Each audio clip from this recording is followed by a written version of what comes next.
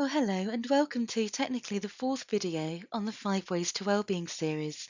The first one being the overall introduction, and then we had, of course, social connections, being physically active, and today I'm going to talk to you in a bit more detail about how it's important to keep learning, and why that's beneficial as well to your overall well-being. Now, when I say keep learning, I want to elaborate on this a little because I don't mean learning new skills as in formally signing yourself up for a course or a program, not at all. It's any situation where you learn something new. And this could be playing a new game, learning something from a book, or something in any informal setting. The point is, if we're learning more, then we're developing a growth mindset as well as giving ourselves the opportunity to feel good. Now, the idea of learning might put some people off initially. For example, if you've had a bad experience of formal education, or whether the idea of education and learning just isn't something that's important or a priority to you, maybe you see it as something that other people do. So it's not something that really has any benefit or any attraction or incentive to you personally. But the thing is, we have opportunities for learning all of the time. Sometimes we have no choice, like if we're learning a new job role, but then other times we might actively choose to, like, if you saw a performance, for example, and then you took the time to emulate that and do it for yourself. And then if we further understand the many opportunities that lie in wait for us when we do learn, we realize that, for some it can become less of a chore and more of a fun activity in itself, as we learn, as we evaluate, and as we grow.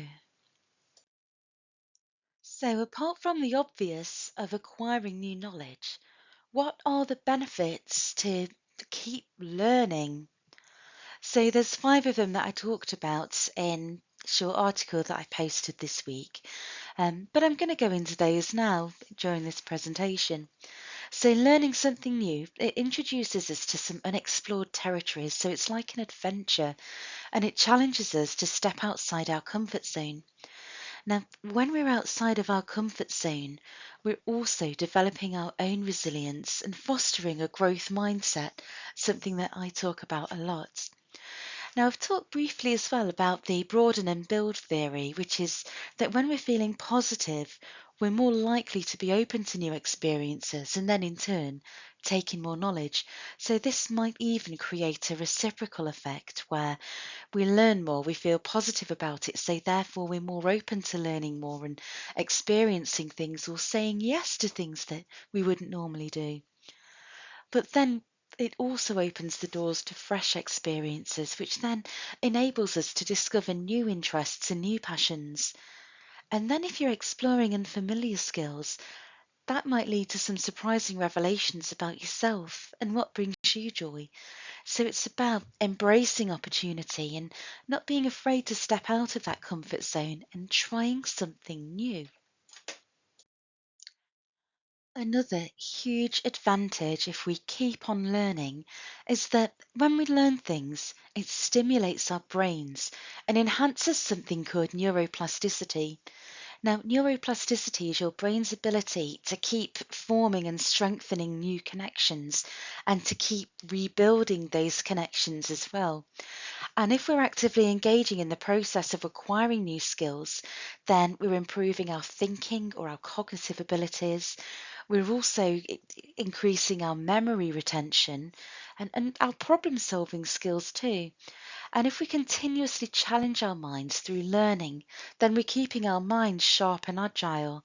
And we can do that by trying out new puzzles, as well as trying out a new hobby or an interest. The point is, the more time that we're focused on learning a skill and practicing it and evaluating it and honing it, then the more we're going to develop this neuroplasticity and the more we're going to keep boosting our own mental performance, regardless of what it is that we're learning, we've still got those skills in place.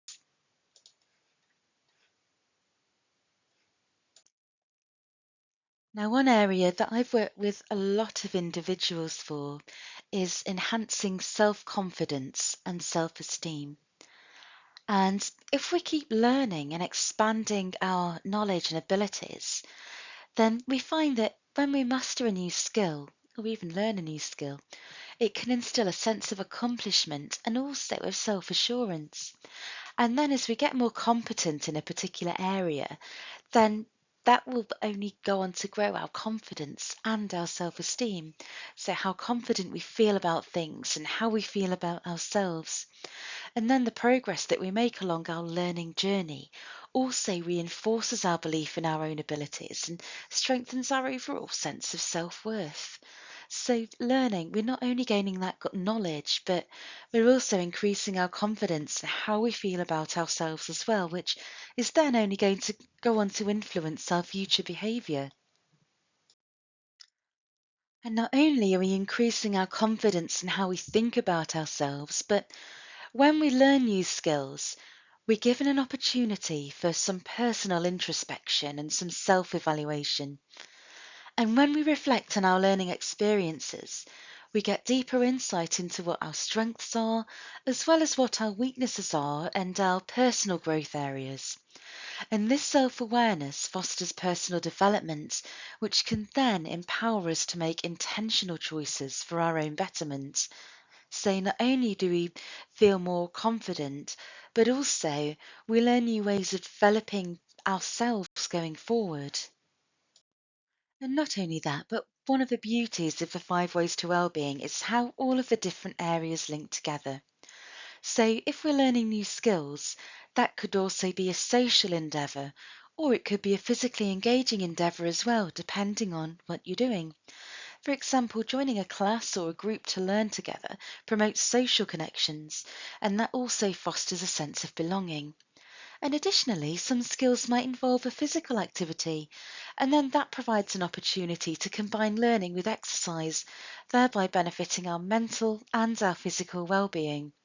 So it's not just about learning the skill in itself and keeping learning, keeping busy, but how that connects with other areas, in particular about social connections and keeping active. And I think it's really important that we recognise that and how things can combine together and form patterns and systems, if you like.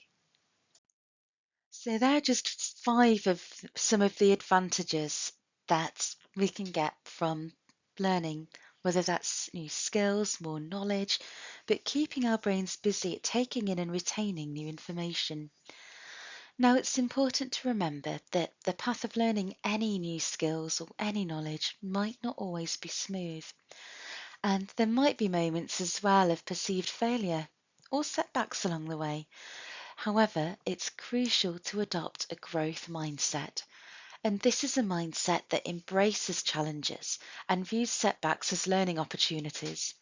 So rather than fixating on the fear of failure, ask yourself, what have you gained from that experience? How can you improve? And what could you do differently next time? When we embrace failure as a natural part of the learning process, that can lead then to greater resilience as well as personal growth and self-development. And it's vital to be open to learning new things and making necessary adjustments for improvement. But equally, it's important to recognise our realistic limitations. Now, a framework I like to refer to is the COM-B model of behaviour change, or the COM-B. And COM-B stands for capability, opportunity, and motivation.